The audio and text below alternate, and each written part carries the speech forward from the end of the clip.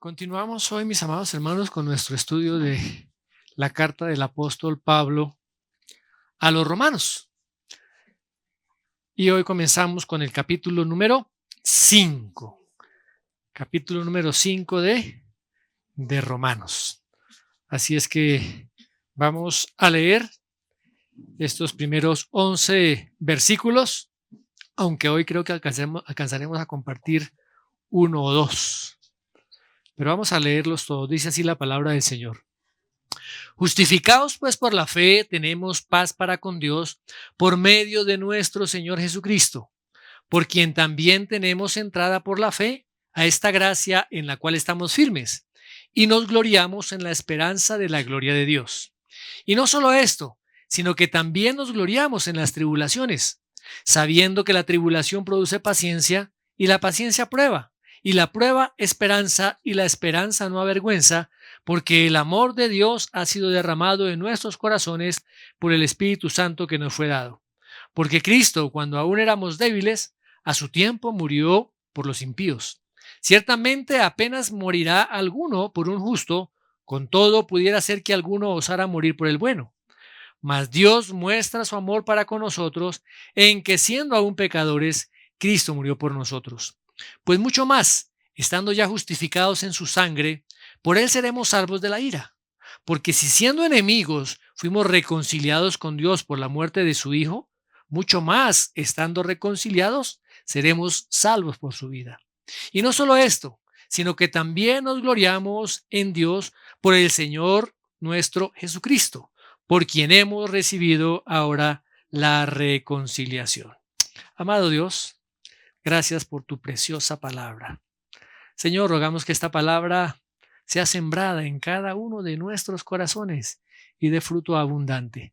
Solamente, Señor, tú por tu Espíritu Santo eres que puedes traer luz, iluminación a nuestros entendimientos para que esta palabra sea comprendida no solamente de manera intelectual, sino que sea revelada, que sea iluminada espiritualmente, Señor, a cada uno de nosotros. Te damos gracias en el nombre precioso de nuestro Señor Jesucristo. Amén y amén.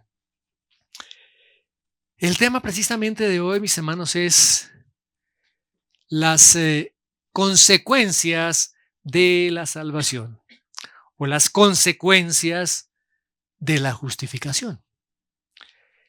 Una de los engaños que Satanás utiliza en contra de los creyentes es hacerlos dudar si son salvos o no. ¿Realmente yo soy salvo? ¿Realmente yo iré al cielo? Y recordemos que una de las cosas que el apóstol Pablo nos dice con respecto a la armadura de Dios es que tenemos que tener puesto como parte de esa armadura el yelmo de la salvación, allá en Efesios capítulo 6, verso 16. El yelmo es ese casco que protege nuestra mente, nuestros pensamientos contra toda duda, contra toda inseguridad y particularmente en este tema de la salvación, de la justificación, de la redención. Ahora, las Escrituras, la palabra de Dios, pues nos da total testimonio de la seguridad de nuestra salvación. Hay un eslogan, por así decirlo, que dice: salvo una vez, salvo para siempre. Y esto ha ocasionado a través de la historia muchos debates. Tenemos que tener clara cuál es la doctrina y qué es lo que dice Dios con respecto a la salvación. Si realmente podemos estar plenamente confiados y seguros en que la salvación ya es un hecho objetivo, ¿sí?, que el cristiano tiene, pero también saber y comprender y tener la seguridad en nuestro corazón, la certidumbre de que es también algo real para cada una de nuestras vidas. Eso tiene que ver con la parte subjetiva. Ahora, hay muchos que sostienen que pues la salvación viene por la fe, ¿cierto? que es lo que la palabra de Dios dice. Pero que si esa persona peca, se sale de la gracia de Dios. Entonces, puede ser hijo de Dios en la mañana, pero si esta persona peca, ya en la tarde está por fuera de la gracia de Dios. Eso es lo que algunos dicen. Y según esta doctrina, entonces, la salvación se está recibiendo por fe, ¿cierto? Por la gracia de Dios. Pero ¿cómo se conserva esa salvación? Por las obras, por lo que el cristiano hace. O sea, la salvación aquí es, según esta doctrina, se mantiene por lo que el hombre hace, por el poder del hombre. Entonces, si la capacidad del hombre no está a la altura de los requerimientos de Dios, pues dice esta persona, perdió su salvación. Otra vez quedó perdida en sus propios pecados. Pero si esta persona vuelve, entonces otra vez recibe por fe la salvación, ¿cierto? Y de pronto al día siguiente otra vez se encuentra muerta espiritualmente porque ha pecado. Si un día pertenece a la familia de Dios, de pronto al otro día pertenece a la familia de Satanás. Pero vamos a ver qué es lo que la palabra de Dios nos ha venido diciendo. Y en los capítulos 3 y 4 aquí de esta carta a los romanos, el apóstol Pablo nos dice, mire, la salvación viene únicamente sobre la base de la gracia de Dios y obra a través de la fe del hombre. La fe que Dios ha dado a el hombre. Y que aquel que confía en su salvación en cualquier otra cosa diferente, así sea obedeciendo la ley, no puede ser salvo. Toda persona para ser salva necesita esa fe que Dios ha dado y la gracia de Dios. No hay salvación, como lo ha venido repitiendo el apóstol Pablo, no hay salvación por medio de las obras. La única vía, la única forma en que el hombre pueda ser salvo es a través de la fe en la obra del Señor Jesucristo. Y por eso el apóstol Pablo en el capítulo 4 nos da ese ejemplo de Abraham, ¿cierto? Abraham, que fue justificado por la fe, creyó Abraham a Dios y le fue contado por justicia. Ahora, en los tiempos de la iglesia inicial, en los tiempos del apóstol Pablo, parece que este significado real había perdido mucho de su esencia. ¿Por qué? Porque todo el sistema religioso judío había estado cambiando verdaderamente los principios de la palabra y habían implementado una cantidad de tradiciones, mandamientos de los rabinos y obras en las cuales ellos se gloriaban y pensaban que haciendo esas cosas ellos eran salvos. O sea que estaba casi al mismo nivel de las otras o de las demás religiones que habían sido hechas por los hombres. ¿Y cuál es el fundamento de las demás religiones? Que a través de las obras del hombre puede apaciguar, puede agradar, puede mover la mano de ese Dios para vivir una vida buena. Muy bien. Ahora, como vimos, no es a través de los logros humanos, no es a través de la bondad del hombre que se logra ser salvos. ¿Sí? El hombre siempre ha querido y se ha convencido a sí mismo de que él se puede salvar a través de lo que él hace, a través de sus actos, a través de sus buenas obras. El hombre cree que en sí mismo es bueno. Yo soy bueno. Yo no le hago mal a nadie.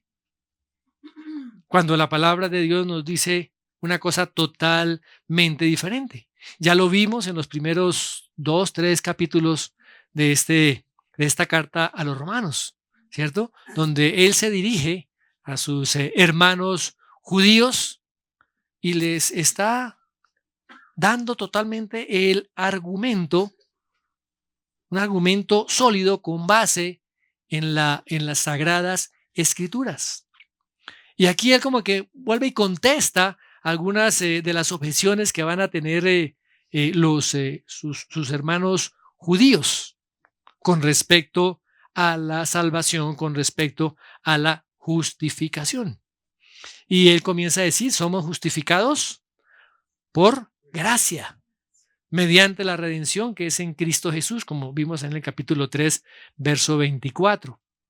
Ahora, una pregunta que puede surgir ahí, bueno, ¿cuáles son las condiciones que una persona debe tener para conservar su salvación?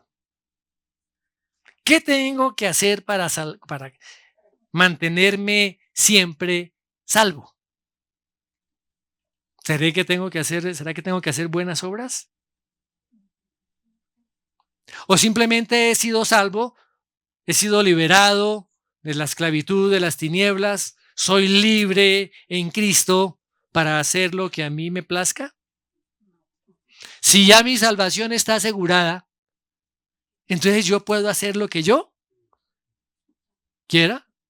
¿O será que la salvación se preserva con las buenas obras, con mis buenas obras?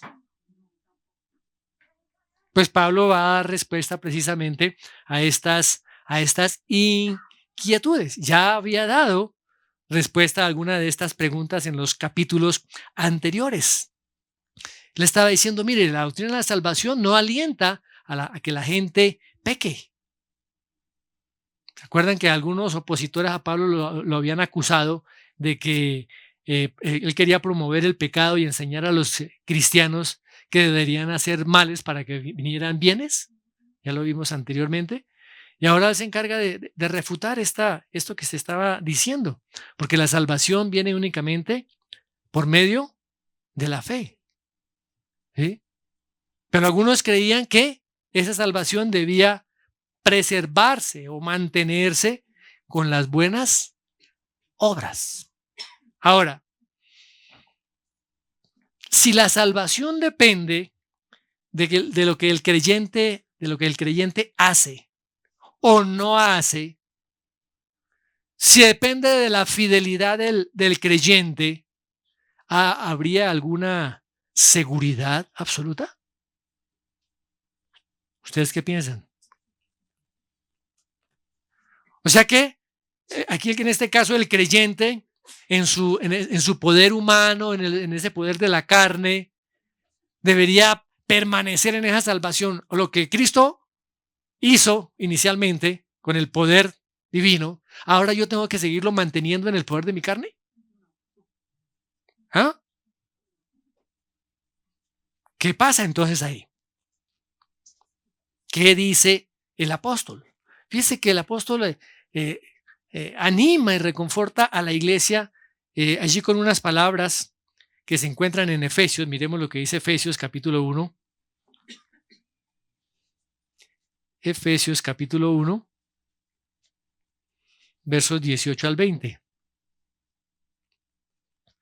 Dice, alumbrando los ojos de vuestro entendimiento, para que sepáis cuál es la esperanza a que Él os ha llamado, y cuáles las riquezas de la gloria de su herencia en los santos, y cuál la supereminente grandeza de su poder para con nosotros, los que creemos, según la operación del poder de su fuerza, la cual operó en Cristo, resucitándole de los muertos y sentándole a su diestra en los lugares celestiales, sobre todo principado, autoridad, poder y señorío, y sobre todo nombre que se nombra no solo en este siglo, sino también en el venidero. Vamos a dejar hasta ahí nomás.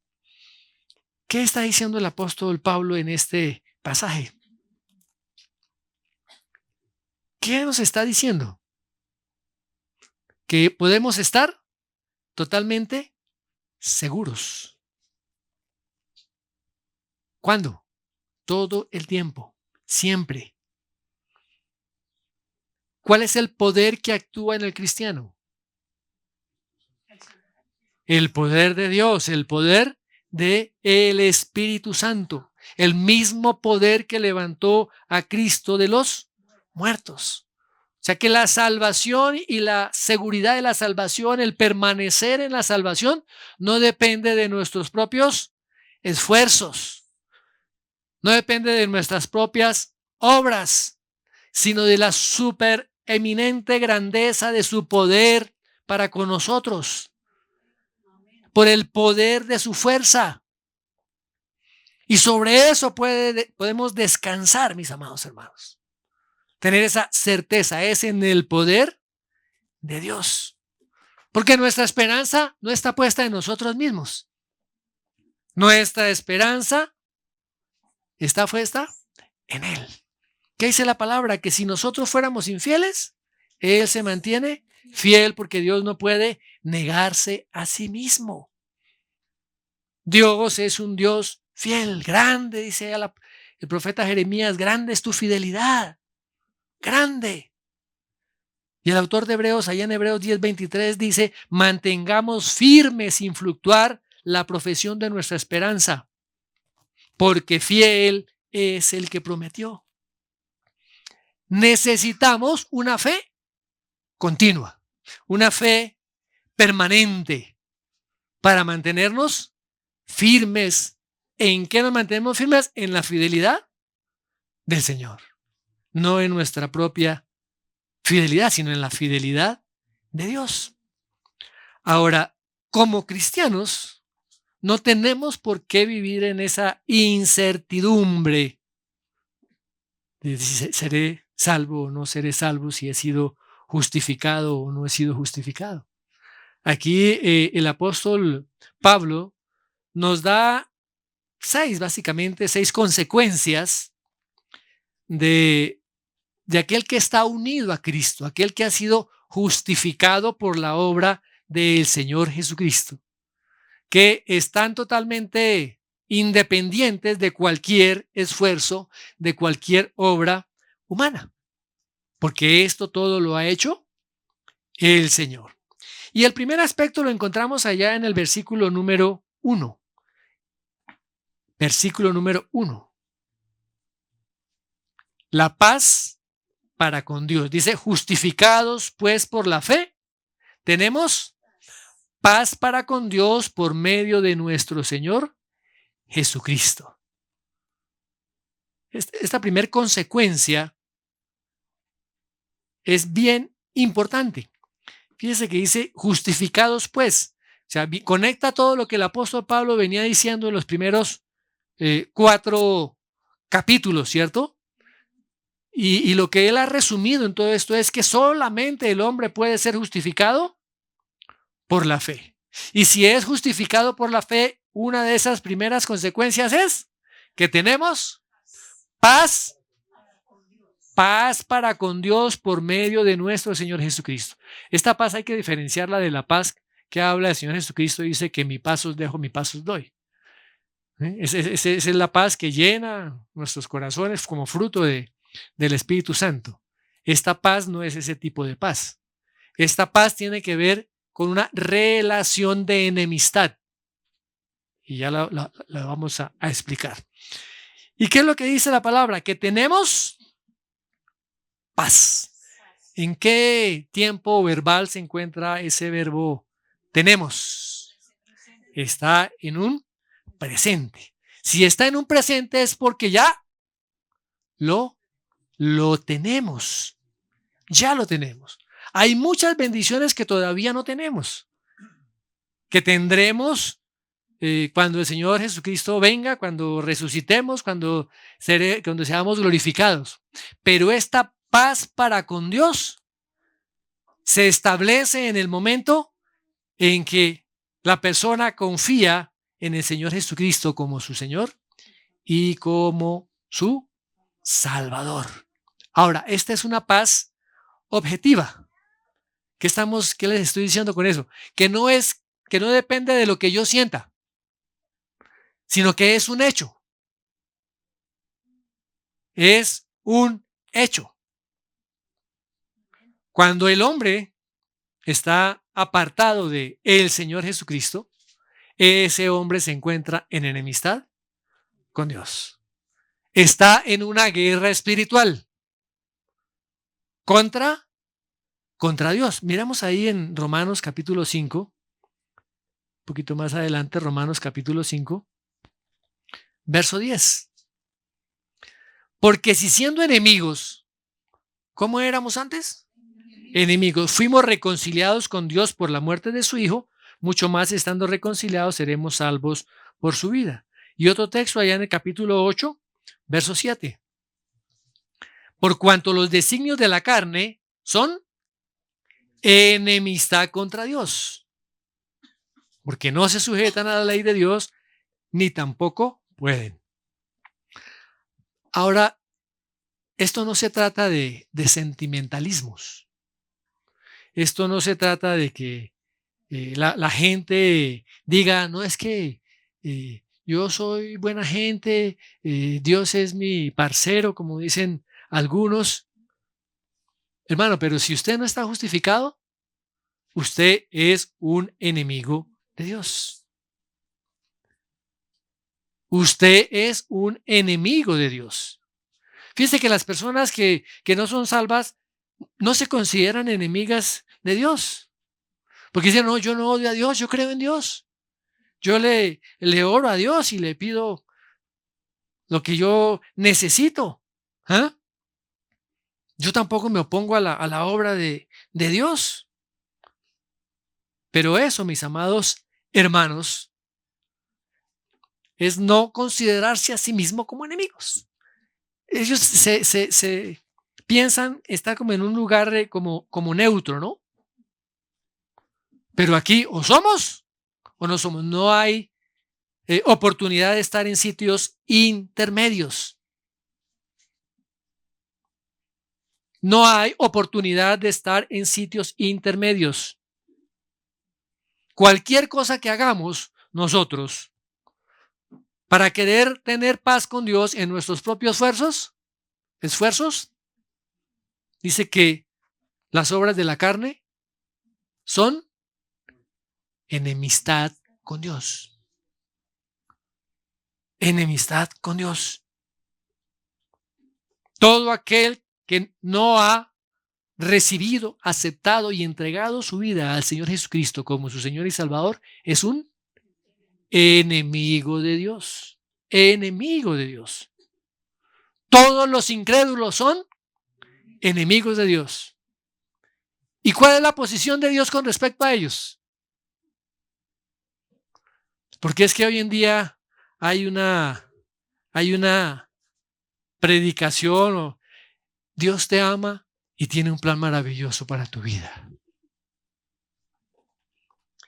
Pero eso es lo que realmente la Escritura dice del incrédulo. ¿Qué es lo que la Escritura dice del incrédulo? Veamos allá en Salmos. Salmos 7. Salmos 7. 11. Dios es un Dios, es un juez justo. Y Dios está airado. ¿Contra quién? Contra el impío. ¿Cuándo? Ah, carambas. Y si está airado, ¿cuál es la condenación? La muerte, el infierno. El infierno. O sea que Dios se convierte en enemigo del pecador.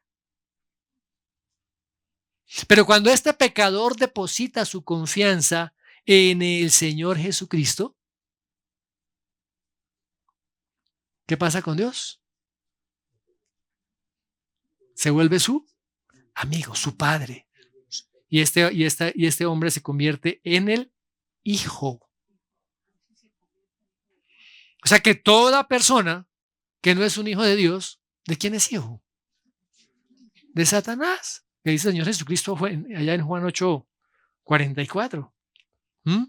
Si no pertenece al reino de Dios, pertenece al reino de Satanás. Como leímos allá en el primer capítulo de Romanos, verso 18, dice que la ira de Dios se revela desde el cielo contra toda impiedad e injusticia de los hombres que detienen con injusticia la verdad.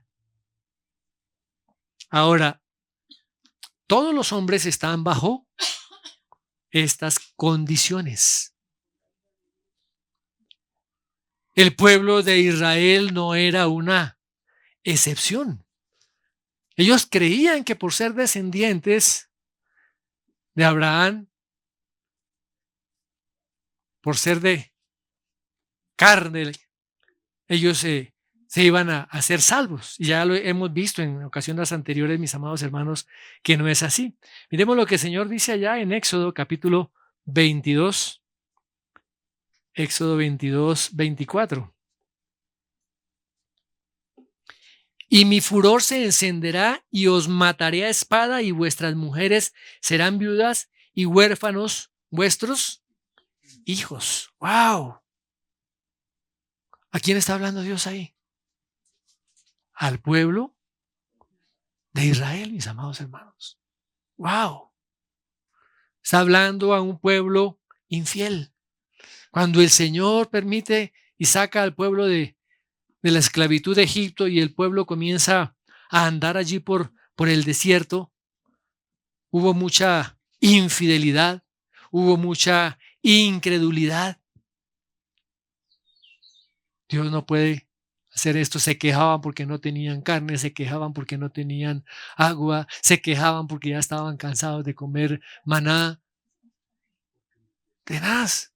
O sea, mis amados hermanos, mire lo que dice Deuteronomio capítulo 32.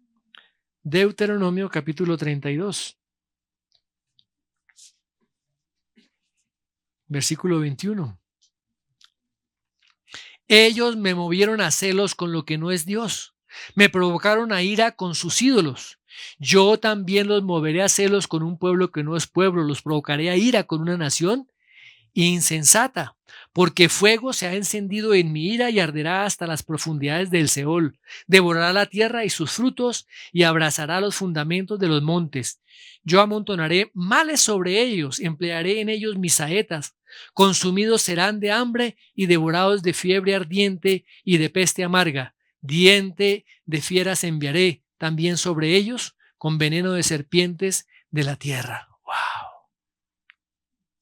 Siendo el pueblo escogido, pero un pueblo que se rebeló en contra de el Señor. Se rebeló en contra del Señor. Violaron el pacto de Dios. Ahora,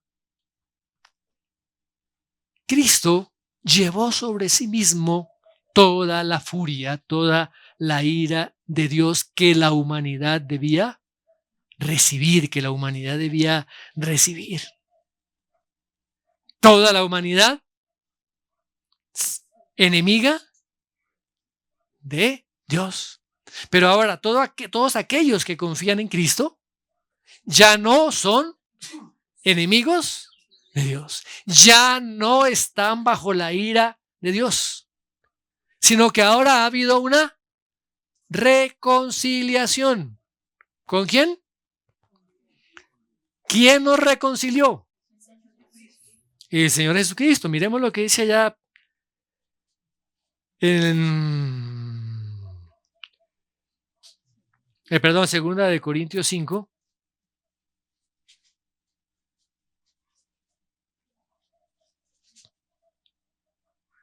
5:17. De modo que si alguno está en Cristo, nueva criatura es, las cosas viejas pasaron y aquí todas son hechas nuevas. Y todo esto proviene ¿de quién? De Dios, quien nos reconcilió consigo mismo por Cristo y nos dio el ministerio de la reconciliación. Una de las consecuencias de la salvación, de la justificación, es que Dios nos reconcilia con Él.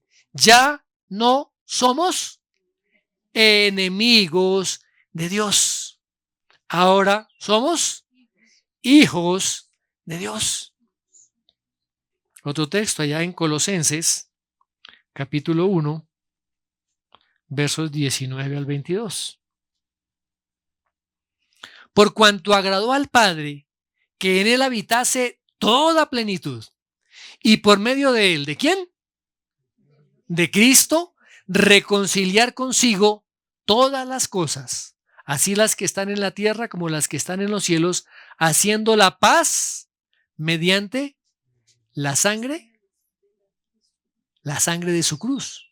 Y a vosotros también, que erais en otro tiempo extraños y enemigos en vuestra mente, haciendo malas obras, ahora os ha reconciliado en su cuerpo de carne por medio de la muerte, para presentaros santos y sin mancha e irreprensibles delante de él.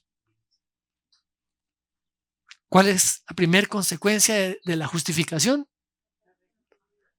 La reconciliación, la paz para con Dios. Y esa es una paz permanente. Una paz permanente. Nos ha reconciliado. ¿Y qué hace el Señor Jesucristo? Sigue, dice la palabra, que Él sigue intercediendo por nosotros. Allá el autor de Hebreos en el 7:25 dice que viviendo siempre para interceder por ellos, por aquellos que han sido justificados. ¿Y qué dice Hebreos 8:12? Hebreos 8:12. Porque seré propicio a sus injusticias y nunca más me acordaré de sus pecados y de sus iniquidades. Dios, por medio del Señor Jesucristo, ha hecho su obra completa en cada uno de nosotros. No tenemos por qué dejarnos acusar de Satanás, acusar del enemigo por nuestros pecados pasados, porque la palabra dice, nunca más me acordaré. Y si Él nunca se acuerda, ¿por qué nosotros tenemos que estarnos recordando? Nunca más me acordaré de sus pecados y de sus iniquidades. Por eso la palabra de Dios dice que somos nuevas criaturas. Nuevas criaturas. Hebreos 10:17. Y nunca más me acordaré de sus pecados y transgresiones. ¿Por qué? Porque el Señor Jesucristo tomó cada uno de nuestros pecados y los llevó en la cruz, y Él recibió el castigo por esos pecados. El Señor Jesucristo tomó sobre sí cada uno de nuestros pecados y Él ya pagó la deuda total, por completo. Por eso es que cuando una persona realmente llega a los pies del Señor, se acoge a la obra del Señor Jesucristo con fe, se arrepiente, esa persona es reconciliada con Dios. Hay paz entre Dios y ahora ese creyente. Hay paz entre Dios el Padre y ese nuevo Hijo. Ahora, ¿quién es esa paz? Miremos lo que dice el apóstol en Efesios capítulo 2. Efesios capítulo 2.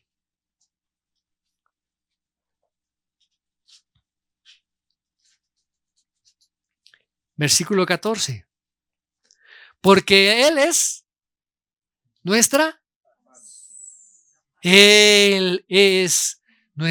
paz. Jesucristo es nuestra paz.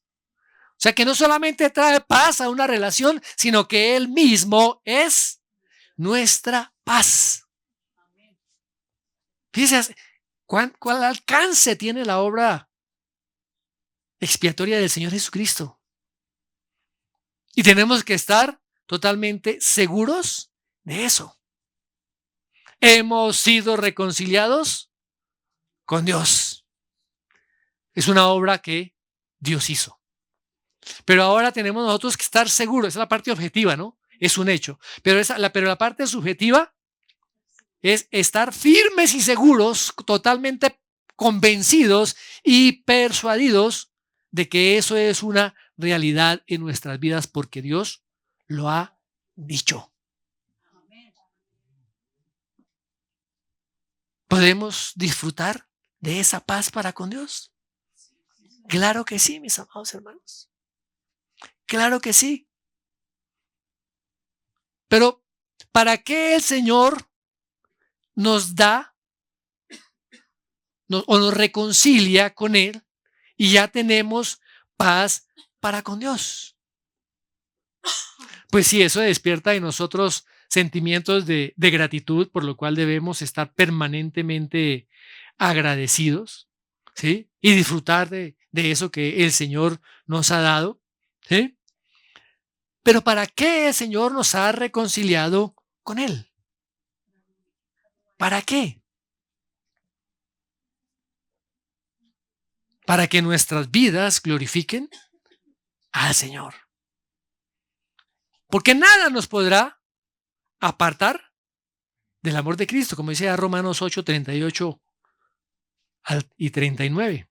Estoy seguro que ni la muerte, ni la vida, ni ángeles, ni principados, ni potestades, ni lo presente, ni lo porvenir, ni lo alto, ni lo profundo, ni ninguna otra cosa creada nos podrá separar del amor de Dios que es en Cristo Jesús, Señor nuestro.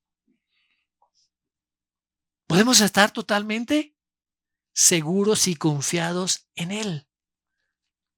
Y eso nos lleva a tener una actitud de permanente agradecimiento. Y eso nos lleva a poder servir al Señor con todo lo que nosotros somos y con todo lo que nosotros tenemos. Y esa paz para con Dios es una paz permanente y continua. Ya no estamos en guerra con Dios. Ahora el poder de Dios que actúa en nosotros se manifiesta en nosotros. Y estamos en guerra ahora contra el reino de Satanás. Podemos pararnos firmes. La palabra dice que tenemos que estar firmes, anclados nuestros pies en el evangelio de la paz. Acuérdense que otro de los elementos de la armadura son las botas del evangelio de la paz. Dice, calzaos los pies con el apresto del evangelio de la paz, allá en Efesios capítulo 6, verso 15. Podemos mantenernos de pie, podemos mantenernos con la total certeza, con total seguridad, porque estamos en Cristo, porque estamos del lado correcto, del lado de Dios. Otro aspecto, el segundo aspecto, lo vemos en el versículo 2. Dice, por quien también tenemos entrada por la fe a esta gracia en la cual estamos firmes. ¿Por quién? ¿A quién se está refiriendo ahí ese por quién? Se refiere pues al Señor Jesucristo. Se refiere al Señor Jesucristo, ¿cierto? Nos reconcilió con el Padre cuando el hombre ha puesto su confianza en Cristo. Y dice, también tenemos entrada por la fe a esta gracia. A esta gracia. ¿Qué significa esa palabra entrada? Entrada. Es un acceso, ¿no? Un acceso directo. Recuerden que en el Antiguo Testamento ellos no podían acceder al lugar santísimo. Incluso muchos del pueblo no podían acceder al lugar santo. Fíjense que había en la estructura de la construcción tanto del templo como del tabernáculo, ¿sí? Los gentiles podían llegar hasta cierto lugar. Si un gentil pasaba de ese lugar, debía morir. Las mujeres llegaban hasta un lugar un poquito más más adelante. Los judíos, varones, llegaban un poquito más adelante. Los levitas, un poquito más adelante.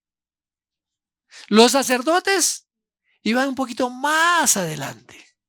Y el sumo sacerdote ese era el único que podía entrar al lugar santísimo una vez al año. Y tenían que ponerle en los bordes de sus vestiduras unas campanas, unas campanillas. Porque en el momento en que se dejaran de oír esas campanillas, era que el sacerdote había muerto porque había algo incorrecto en él, bien sea en sus vestiduras, pecado o alguna cosa. Entonces, eso es importante que nosotros lo podamos entender. Ahora, ¿qué hizo la muerte del Señor Jesucristo? Terminó con todo eso. A través del sacrificio que el Señor Jesucristo hizo en la cruz. Toda persona, sea judío o sea gentil, ahora tiene acceso a la presencia de Dios. Ahora puede acercarse confiadamente, como dice la palabra, al trono de la gracia. Y dice, y nos anima ya el escritor de Hebreos, acerquémonos pues confiadamente al trono de la gracia. ¿Para qué? Para alcanzar misericordia y hallar gracia para el oportuno socorro, allá en Hebreos 4:16. Y fíjese que esto queda manifestado de una manera gráfica. Cuando el Señor Jesucristo muere allí en la cruz, el velo del templo se rasgó. Allá en Mateo 25:51 lo dice que el velo del templo se rasgó en dos, de arriba a abajo. ¿Qué hizo? ¿Qué sucedió con la muerte del Señor Jesucristo? Esa muerte quita ahora la barrera que separaba a todos los hombres de la presencia de Dios, que estaba representada por ese velo entre el lugar santo y el lugar santísimo. Veamos lo que dice allá Hebreos capítulo 10, versos 19. Hebreos capítulo 10. Así que, hermanos, teniendo libertad para entrar en el lugar santísimo por la sangre de Jesucristo, por el camino nuevo y vivo que Él nos abrió a través del velo, esto es su carne, y teniendo un gran sacerdote sobre la casa de Dios, acerquémonos con corazón sincero, en plena certidumbre de fe, purificados los corazones de mala conciencia y lavados los cuerpos con agua pura. Carambas. Una nueva relación. Antes éramos enemigos, ahora hay paz para con Dios y tenemos ahora acceso, entrada a la presencia de Dios. ¡Qué privilegio tan grande! Mis amados, entrar cada día, a cada momento a la presencia de Dios. Mira lo que dice ya el profeta Jeremías. Jeremías capítulo 32, verso 38. Y me serán por pueblo, y yo seré a ellos por Dios. Y en el 40, y haré con ellos pacto eterno, que no me volveré atrás de ¿qué? De hacerles bien. ¿Qué quiere hacer Dios con sus hijos? Hacerles bien. ¿Qué más sigue diciendo? Y pondré mi temor en el corazón de ellos para que no se aparten de mí. ¡Wow! ¡Qué palabra! Por eso es que es necesario poder comprender y entender el Evangelio, mis amados hermanos. Ya vimos la condición del hombre pecador, el hombre con un corazón totalmente apartado de Dios, enemigo de Dios, un corazón depravado. Pero miremos lo que hace Dios cuando Él justifica al impío. Todo lo hace nuevo, como leímos ahorita en Corintios. El que está en Cristo es una nueva criatura. Las cosas viejas pasaron y todas son hechas nuevas. O sea que con base en esa fe, el Señor Jesucristo trae a los hombres a esa gracia. Y en esa gracia dice, podemos estar firmes. ¿Qué es estar firmes?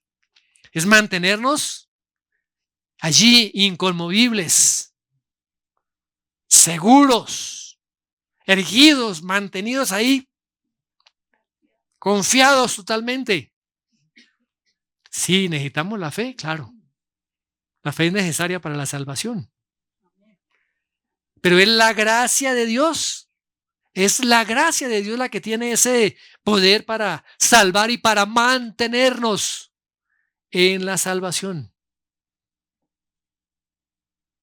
Nosotros somos mantenidos en la fe, preservamos en la fe por medio de la gracia de Dios. Somos salvos por la gracia divina, pero no vamos a preservar en la salvación por nuestro propio esfuerzo. Porque lo que Dios comenzó en nosotros, Él lo va a terminar, no en nuestro propio esfuerzo. Recuerden lo que dice Filipenses 1:16, estando persuadidos de esto, el que comenzó la buena obra en vosotros, la perfeccionará hasta el día de Jesucristo. Miremos lo que dice ella Judas 24. Y aquel que es poderoso para guardaros sin caída y presentaros sin mancha delante de su gloria con gran alegría. Es en el poder de Dios. Comenzamos en el Espíritu. ¿Y cómo permanecemos? En el Espíritu. No permanecemos por nuestras obras ni por nuestra carne. Es lo que dice allá Gálatas. Gálatas capítulo 3, verso 3. Tan necios sois, habiendo comenzado por el Espíritu, ¿ahora vais a acabar por la carne? Cuando un creyente cae en pecado, ¿será que ese pecado es más poderoso, más grande que la gracia de Dios? Para nada, ¿no? Porque por ese pecado el Señor Jesucristo murió en la cruz. Ningún pecado es lo suficientemente grande, mis hermanos, para que no pueda ser cubierto por la sangre de el Señor Jesucristo. Miremos lo que dice allá Romanos 5:10, ya lo hemos leído, pero volvámoslo a repetir.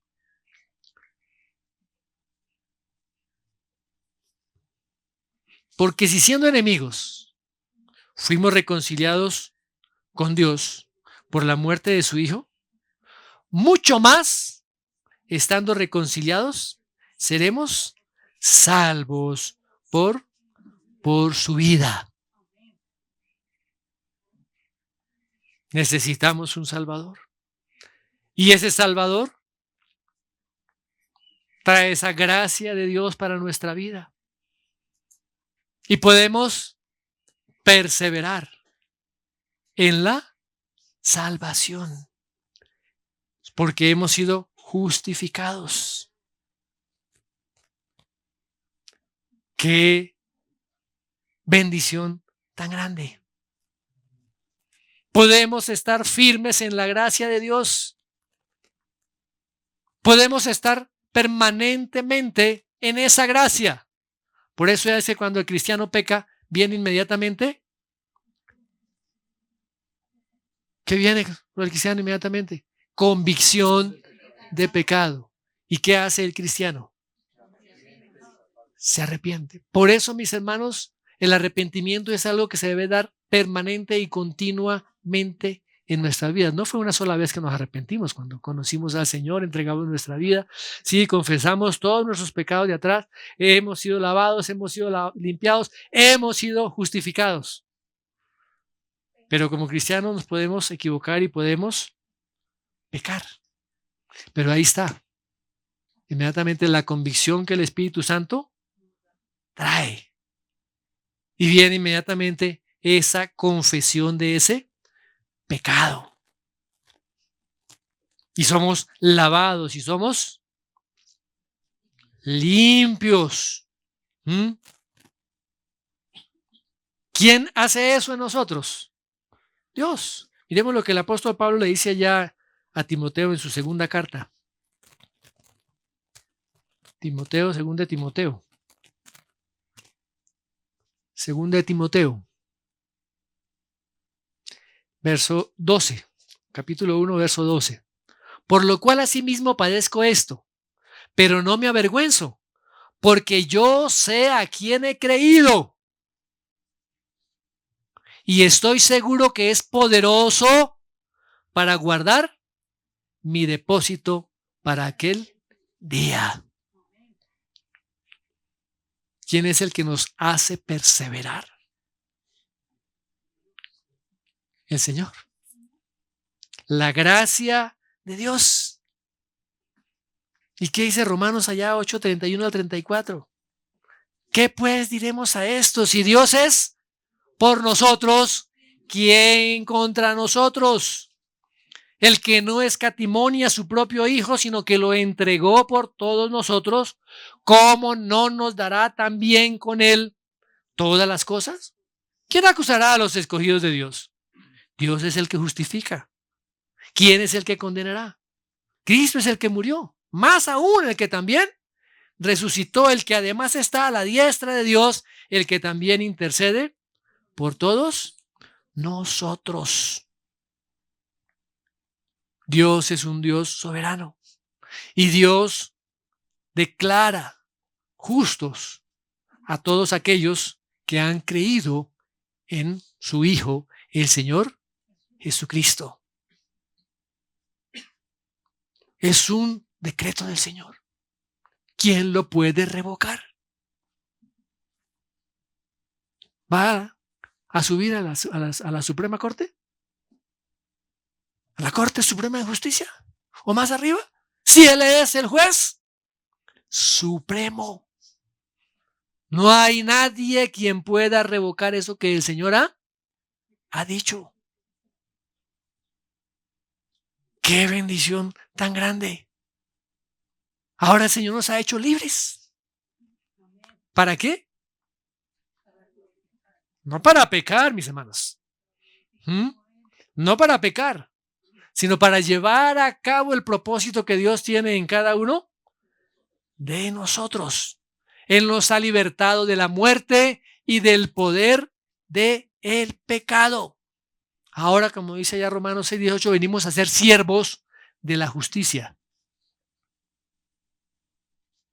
Si hay, entre comillas, un cristiano que peca repetidamente, es porque todavía no ha sido justificado. Por eso el apóstol dice, mire, salieron de nosotros, pero no eran de nosotros, porque si hubiesen sido de nosotros, habrían permanecido con nosotros, pero salieron para que se manifestase que no todos son de nosotros, dice el apóstol Juan en su primera carta, verso 2:19, capítulo 2, verso 19.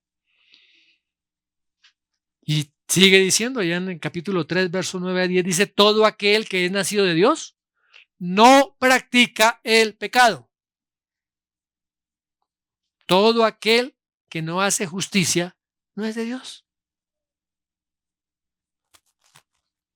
El verdadero creyente, mis hermanos, entiende y tiene como fundamento que la salvación en su vida marca un nuevo patrón de vida. Siendo justificado, su conducta es transformada. Ahora en él hay una nueva naturaleza, la naturaleza que aborrece el pecado, esa naturaleza que ama a Dios. Ahora, no será totalmente perfecto, pero sí está siendo permanentemente santificado. Su conducta, su manera de pensar, su manera de actuar. Y vamos a ver más adelante cómo ese proceso de santificación se da en el cristiano. Como hombres, seguimos siendo frágiles, aún siendo creyentes. Seguimos siendo frágiles. Y no podemos autoengañarnos diciendo que podemos mantenernos firmes en nuestra propia capacidad. Por eso es que necesitamos cada día depender de Dios. Aquel que no tiene una relación íntima con Dios, aquel que no depende de esa gracia de Dios, fácilmente se va apartando y fácilmente peca y no pasa nada en su vida. Parece que no pasará nada. De ahí, mis amados hermanos, de que nuestra relación con Dios debe ser una relación fuerte. Nuestra comunión diaria con Él debe ser la prioridad de nuestra vida. Tenemos que estar absolutamente seguros que el Señor está ahí con nosotros, que nos ha justificado, que nos ha salvado. Que no podemos añadir absolutamente nada para ganarnos el favor de Dios, porque es una gracia inmerecida. Que gracias a Él nos ha dado salvación y que esa salvación, por el poder de Él, se puede mantener ahora en nuestras vidas. Y que nuestra confianza puede estar total y completamente puesta en Él y no en nosotros mismos. Qué bendiciones tan tremendas. ¿Cuál fue la primera? ¿Pero qué? ¿Cómo es la paz? ¿Cómo es la paz? Paz para con Dios. ¿Y la segunda?